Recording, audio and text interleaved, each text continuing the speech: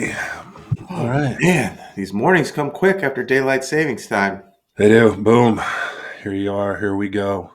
Another day. Another Tuesday. Ooh, there we go. That gets you right there. Yeah. Woo! That tickles. It does. Tickles on the way down. Just I know. Gets you ripe, gets you ready. All right, Big Ben. I got some numbers for you today. Good. Speak slowly. Numbers this early might be tough for me, but go for it.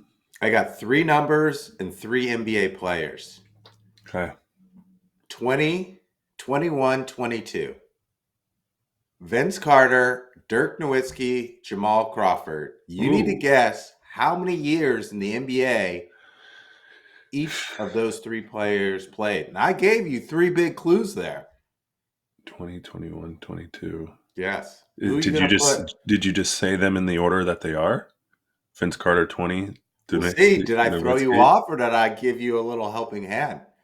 I'm trying to think about. I don't know if Jamal Crawford necessarily set out to be like the longest tenured player, but he was a sixth man of the year. Maybe had some more tread on the tires than those two. I'm gonna go Nowitzki 20, Carter 21, and Crawford 22. Wow. Wrong. Jamal Crawford 20. Okay. Dirk 21, all with the same team. Vince Carter 22. And I bring that up because LeBron James and Vince Carter are currently tied as playing the most NBA seasons in NBA history at 22. Which LeBron's going to beat because he's got at least 5 more years ahead of him. You know, probably 4 more years with title. But this is what I want to get into. I'm going to play a little game with you, Big Ben. Mm-hmm. We're in that gap where sports is weird until March Madness starts. It is weird. Baseball starts. So it is weird. We're going to figure out if these following television shows have played more seasons than LeBron James. Are you ready? I am ready. It's either yes or no. Yes. Okay. Shoot. ER. More or less than 22 seasons on air. Does it have to be consecutive years, or is it is it the sum of the years? The sum of the years. Some of the years. ER. I'm not a big ER guy. Brother-in-law's an ER doctor. I should know this. I'm going to go less. Less is correct, Big Ben. Ding, ER ding, only ding. went 14. LeBron went 22. Law and Order. Oh. Dun, dun. Dick Wolf, is it? I believe his name is? Dick Wolf. Just the true Law and Order, not like SVU. And SVU is way better than any other. The OG Law and Order. Okay. There's only a law and an order in the title. How many seasons? It's Ice-T, right? Ice-T's Ice-T's been in. Ice-T Every actor in Hollywood has been on a Law and Order. Ice-T's probably got more episodes in Law and Order than LeBron does seasons in the NBA. That might be true. I'm going to say more. You're correct. Law and Order 24. Law and Order Special Units Victim. Your show. My show. Less. I think that's more. They have 26. Whoa! 26 years? Yeah. How do you come up with 3 more? Okay. NCS Los Angeles. I don't think I've ever seen it. That's less. That's less. All right. Some good ones. Family Guy. I'm going less. More. 23. Wow. Yeah. Man, the staying power. For a while. And last but not least, The Simpsons. Oh, longer. Yeah. Wow. 36 seasons. God, can you mind the writers? The writer turnover? Or is there one guy that's been there for 36 seasons? That's something I want to know. Hopefully he got promoted and moved on to bigger and better things, but a little kept his royalty check. No, I'm going to argue that the writers for these shows are the most important people, right? 100%. If you don't have good writing, if you don't have good texture, if you don't have good, like the thing's gone. It's kind of like saying that the players in the NBA are the most important, right? They're the writers of the show. Well, so it's not the stars of the show; it's the writers of the show. Yeah, he maybe got me there. Probably a little both. They're the writers and the players. Actually, it's animation. Yeah. So animation is more, yes. So More it's got to important. be the graphic arts people as well. No. Oh, yeah. They bring Bart Simpson to life. That's true. Let's bring this podcast to life. Hello and welcome to Big Ben and K Win. Each week we broadcast live on YouTube. If you're watching this live or on demand, drop your comments below. If you want to listen to us during the week, audio podcast in your car, at the gym, on your Peloton, download, listen, subscribe, 5 stars anywhere you get your podcasts.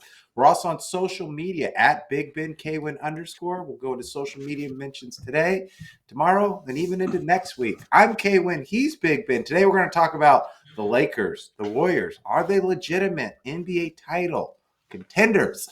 No Topic Tuesday, because I don't really know what to talk about since there's not a lot of action going on, and much, much more. But first, K1, I want to talk about I want to talk about Magic Mind, but first I want to talk about something that happened yesterday to me. I gave my daughter a muffin, and my wife said, Carissa says, where's the muffin from? I said, I don't know. Who cares? She goes, well, does it have all these artificial red number 5s and blah, blah, blah? And I go, I don't know. I didn't check. Right? But the point she made was everything we put in our body is important. We should know where it's from. We should know if it's good for us or not. And so if you look at Magic Mind, K-Win, and their promise to their consumers to use the world's best supplies, what they go through and rigorously test, make sure every ingredient sent into production run is good for you. That it's something that the culmination of everything they put together is going to be great for you. So they have a promise to readily or give you a certificate of analysis if you just email them at hello@magicmind.co. And they can get you that certificate so you know what's going in your body. Magic Mind's goal is to make the best beverage on the planet for creators and promises to do it the right way for everyone involved, even if it means going above and beyond industry standards. I guarantee you that I don't have red number 5 in their stuff, but I can guarantee you that I have the best of the best of the best. And that's why Magic Mind's so great. They inspect every bottle, Big Ben, by hand. They test every Magic Mind that's produced in the lab. And they give you a guarantee, 100% guarantee, no questions asked. If you don't like it, you get your money back. And you don't have to send back the bottles. I love their mission. I love their product. But I love that promise that they give to consumers. Boom. And if you go to magicmind.com/Big Ben KWin 40, you get 40% off. So check us out. Where do you want to go now?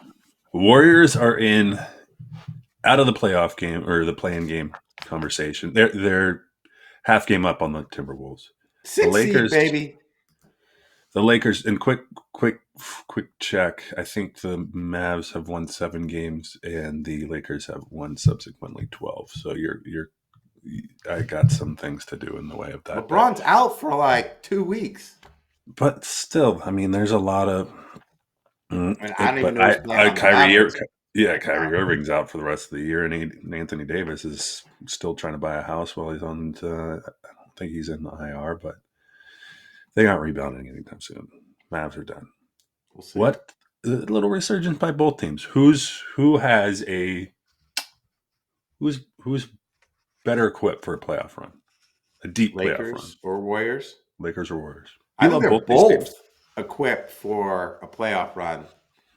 Both Batman got their Robin. LeBron got Luka.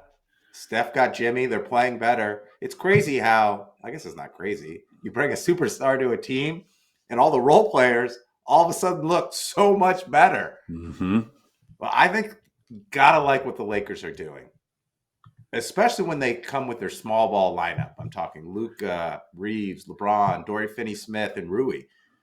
Like, you've got 3 primary ball handlers in Reeves, Luka, and LeBron. They can beat you one-on-one. If you help, they can kick it out. Finney-Smith and Rui can hit threes. So offensively, they're great. They're in the top 10 in offense. What's surprising me is their defense. They're playing really good defense, help defense. They're supporting it. So I think the Lakers are definitely a title contender. And if they can get past either OKC or Denver, which I think they can, I think the only thing standing in the way is the Boston Celtics. So yes, the Lakers are a title contender, but can they win? If they play the Cavs, they can win. If they play the Celtics, they cannot win, Big Ben. Okay, here's a few things for you. The Lakers are 15-16 away. They play much better at home. Everyone plays much better at home. But I bring that up because the Golden State Warriors are 18-15 away, so they play better. They at least got to they at least have a winning percentage above 500 away. The other thing here is the point differential. The Lakers are only plus 1.8. The Warriors plus 2.3. Look at that. That's a nominal difference. But things to be said about, can you play well away from home? Because there's probably going to come a time that you're going to have to play the Thunder or potentially Nuggets. As it stands, they can leap the Nuggets. They can't touch the Thunder at this point if you're Lakers. So I don't know. I agree with your assessment of both teams. Yeah. Both are playoff ready. Jimmy Butler, I like what you said too. You bring another formidable guy in, like all of a sudden the role players can go play their role. They're not being asked to do things that aren't necessarily in their role, what they should be doing, There's what they're less good at. pressure. There is. There is. And Definitely. the superstar can cover some of the weaknesses of these role players' games because they're that dominant.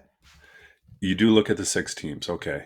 The 6 teams in the West that are as of today aren't in the play-in games. I think you look at the 4 teams that are. The Clippers have dropped some games recently. They're 4-6 in the last 10. But you got this Thunder, Nuggets, Lakers, Grizzlies, Rockets, and Warriors. Outside, and even the Thunder have questions, right? Because they haven't been to a Western Conference final or NBA final in some time. It's a toss-up. Yeah. Right? If there's any What year to do scares it. me about the Warriors is spacing, right? When the playoffs come and you've got Steph out there, you've got Draymond, you leave him open. Jimmy, he's great, but he doesn't really shoot 3-pointers. No. And then now you're relying on Podziemski or Moody or Kuminga. There's not a lot of spacing. So you can really blitz Steph. You can throw more bodies at Steph. That's what really scares me the most. Lakers, like, get in this corner, get in this corner. They've got shooters. They've got spacing. That's why I think the Lakers, as of today, have a better shot. And they've got LeBron playing like he's 21. It's unbelievable. You got about a month left in the season, a little more, right? Maybe, yes. What do they play? Yeah, I think it's the first or second week of April. Right. All I right. think it's planned. It's like right after for the Final Four. That's when the playoffs start. I don't see the Warriors coming out of the unless I think the trajectory of the Warriors keeps them in that where they're not doing the play-in games. So if the Warriors, I agree, the Warriors stay at 6, then they would play the 3, which Would be today that's Denver, but with LeBron missing 1 to 2 weeks, as a Warriors fan, you want to play Memphis. You don't want to play the Nuggets or the Lakers. Like, True. It's all about matchups, right? Like, I think the Warriors can beat OKC. Denver or the Lakers are going to be trouble. So you don't want to get either one of them in the first round. The Lakers, I think Jokic is a problem. He is. What he put up a triple-double, all points, rebounds, and assists, all in above 20 the other night. I think he went 30, 20, and 20. Someone made Jokic mad. Someone said something that made Jokic mad.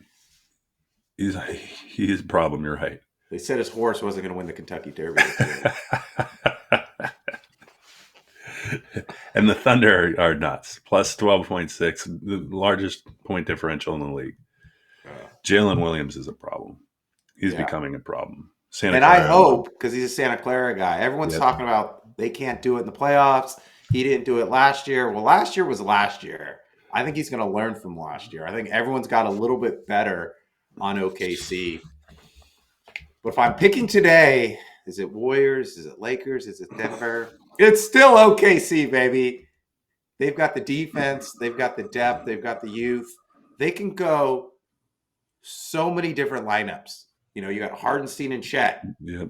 All right, you can go just Hardenstein. We saw that they could win without Hardenstein and Chet. Jalen Williams can guard all 5 positions. They've got guys off the bench who are just assassins, like Wiggins and Joe. And then they've got Lou Dort. So they can beat you up. They can stay in the game, and Shea is that guy. If you're the Thunder, you look at last year and what happened to the Mavericks, and you go, "I need to win. I need like first round, second round. I want sweeps as much as possible. I need to reserve time."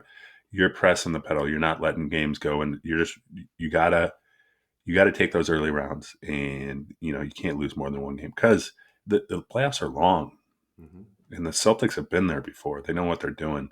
You haven't for the most part. You haven't been deep in the playoffs in some time, so you got to win. You got to win early. You got to get sweeps, or at least win your series 3-4-1, whatever it may be, and that's going to give you obviously because Chet's still coming off injury, right? You want to be able to give him some time. I like OKC. Yeah. I hate to say it. People will be like, "Oh, you're old." No, it's good to say it because everyone shifted back to the Lakers or the Warriors. We're staying with OKC. There we go. Let's do it. What scares me the most about Luka, how great he is the Lakers get in like a 5-game series in round 1, a 7-game series in round 2, a 7-game series in the Western Conference Final, a 7-game series against the Celtics. I think Luka and LeBron are just going to run out of gas because besides the 5 that I mentioned, they don't have a whole lot of depth. Nope. And yes, their small ball 5 can go against the Celtics, but over a 7-game series where Luka's going against Jaylen Brown and Tatum and Derek White, and they've got all these different pieces. I hate to say it, Boston, you're going to do it again. You think so, huh? Yeah. You're right. I guess the you don't get beat up as much in the East, right? Going through the playoffs, especially if you're Boston, right? You do your thing. The West is, again, look at it last year. The Mavs just ran out of gas. They're toast by the time they made it to the NBA Finals. Well, look at the Celtics. Like if Tatum has an off game, doesn't matter. No. They got Jaylen Brown. They got Porzingis. If Jaylen Brown has an off game and Tatum is off game, like Peyton Pritchard can come off the bench and give you 20. Yep.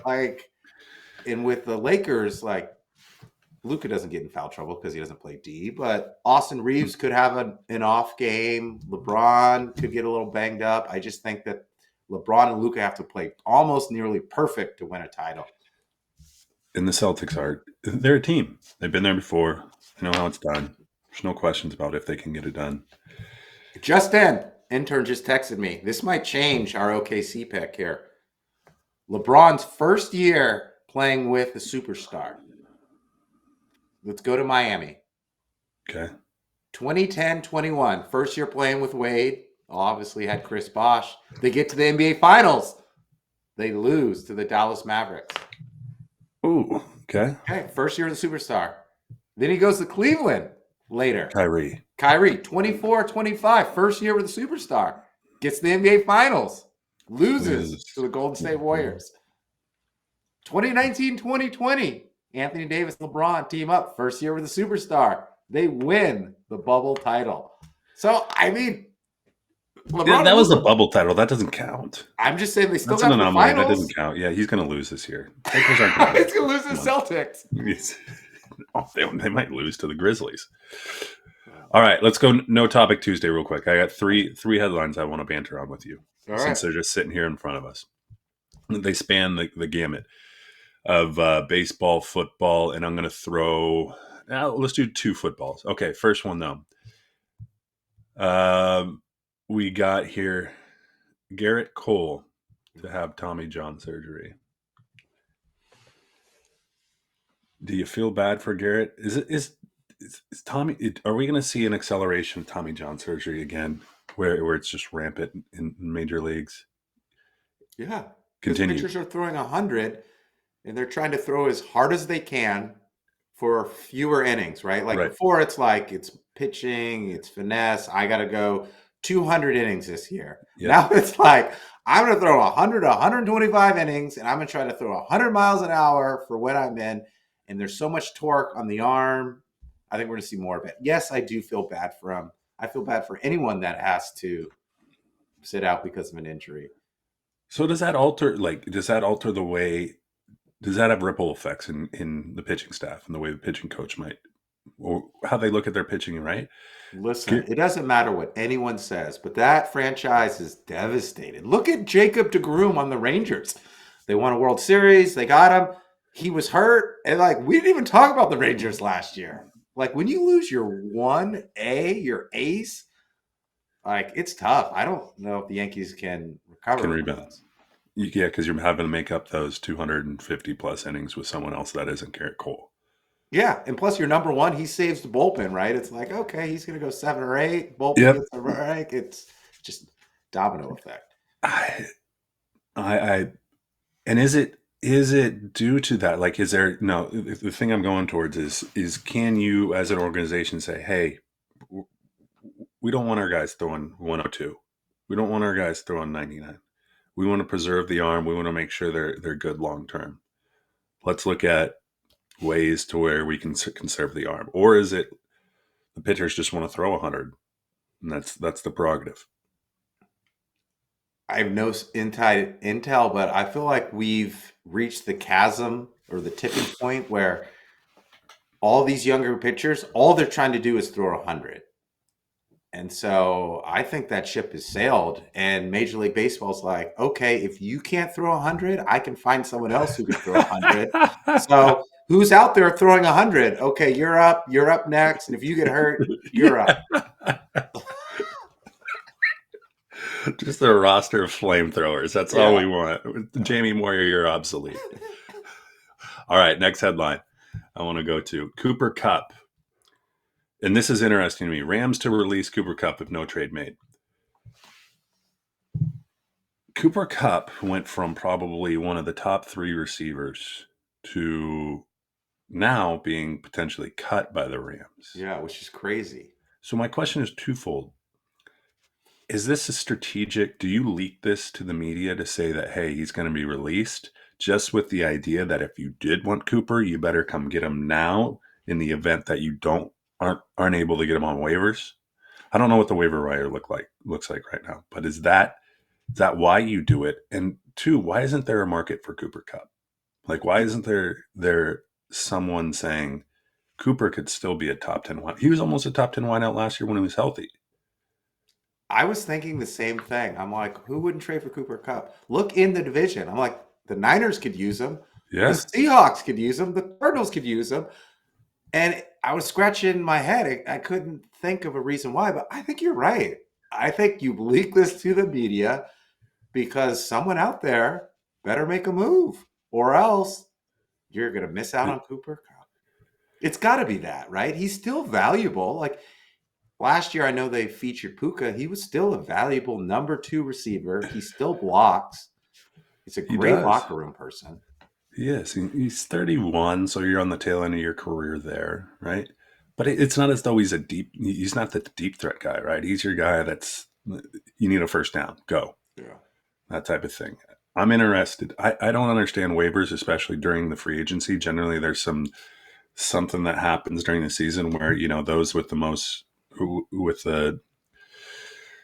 with the lowest winning percentage get first dibs, right? Somewhere along the line. I don't understand how it works in free agency, but to come out and say that, to say like if you're a winning team, right? Or if you're a team that's looking like, come get him now and offer us a 3rd rounder or 4th rounder or whatever it takes. Yeah, I don't understand it either. We'll have to look into that, but there's got to be a lot of teams that can use Cooper Kupp. I, my fantasy team could use Cooper again. Don't tell anyone. I mean, he could stay in LA and go for the Chargers. Yeah. I mean, I there's mean, so many that's teams. that's a very, very, very viable landing spot for him. All right, last one. I want to get your impression.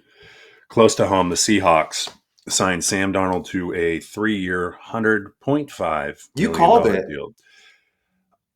Did I call it? Was I that? mean, like 2 months ago, you're like, get rid of Gino, sign Sam. And that's what happened. And a lot of people are coming out and saying, I don't know, is Gino an upgrade or Sam an upgrade? But here's what the consensus is that, okay, he came in at a better cost. I think it was structured at Baker Mayfield's. And you've gone as far as you could with Gino, is I think the sentiment. Like, we've gone as far as we could with Gino. We're not getting it any further. Kubiak knows Darnold from his days in San Francisco. But are we, you don't usually buy high as Sam did, right? Are we buying too high? Have we gone out and said, all right, I think everything worked too well for Sam last year. Yeah. Like perfectly, nearly, right? He had Justin Jefferson, he had Addison, he's thrown in a dome, he had everything working for him. The defense was amazing in Minnesota. Is he better with the Hawks? Is he better than where Geno would get you? That's my question to you. I think two things happen. One is he is Ryan Grubb's guy that he sees for his offense. Ryan Grubb's gone. Who's that? Who's that? Kubiak's back. Kubiak's here. Kubiak's the head coach? No, Kubiak's the OC. Head Who's coach the head Mike coach? McDonald. Mike McDonald. Oh, well, anyways. The Seahawks wanted Sam, like Kubiak's guy. Okay, Kubiak's guy. I think that is the important thing. And the other thing is I don't think they believe in Geno anymore. And so now they have to get pieces around Darnold because DK, he gone. Lockett released. So you got JSN. And what else do you have around him? Bobo. I mean, let's be honest. Cooper Kupp would be a great addition. Yeah. To be honest, free up JSN to be a number one and kind of go deep. The other dialogue around this is like, listen, Geno had the most snaps with the lowest, like 2.5 seconds to pressure, right? 1 without doing that, boom, someone's on you. So if you can't improve that, Darnold's not going to be any better, right? He's not elusive. He's not a runner. So what I think they see is we're going to free up some cash. It's in the way the contract's structured to be able to go out and get some interior offensive linemen. And if they don't do that, it's going to be the same story, just different quarterback. But it's interesting. Are they rebuilding or are they winning now? That's what I don't understand. I think kind of the whole Sam Darnold, when you do get him high, right? It's not as though they got him on the dip, right? Yeah. Where they're like, oh, we're going to go get a serviceable guy that some people. I think they're kind of pulling the veil over the eyes of the fan, right? McDonald's only in year 2. You give him some reprieve out to about 4 or 5 years. And so you pull it over and say, hey, we're going to try to win this year by bringing in Sam. He was great last year. He's going to be great for us. I think the truth of it is they knew they could structure a contract that's friendly to them, looking for another quarterback in this either draft or next year's draft to where they could bring up. If Sam doesn't hit, then okay, we can move on from him pretty quickly. Yeah. But I think just buying high on Sam Darnold gives hope back into the organization team that, hey, this guy can replicate what we've seen what he can do, probably in an ideal environment. But we got to provide that same environment here in Seattle, and I don't know if they're going to be able to do that. Yeah. So they had to get him because if they didn't get him, they weren't bringing Russ back. They're not bringing Rodgers, and any quarterback that they draft it probably isn't ready. No. So it really was their There's only option, really. If you're like, all right, everyone's sour. Let's talk this through. They traded Geno to the Raiders to cut them out of the market to get the quarterback that they wanted. Good scheme. Not a bad scheme. And then you get a third rounder for it, right? And you signed him to a better contract than Geno got. And the Seahawks draft well. The Seahawks do draft well. So in that regard, it's probably the best case scenario for the Seahawks. You ask other people, it is probably the best case scenario in terms of what they could do with what they had in front of them. Yeah. Who else were you going to get? No one would have loved it. Aaron Rodgers wouldn't be the answer. Justin Fields wouldn't.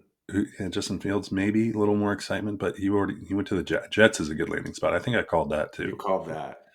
I called that. I think the Jets are going to be, at least you're going to have fun watching them. I think they're going to be fun to watch. Garrett Wilson, Breece Hall. But the Seahawks, they need some line help. Bad. We'll see. Let's stack rank the NFC West.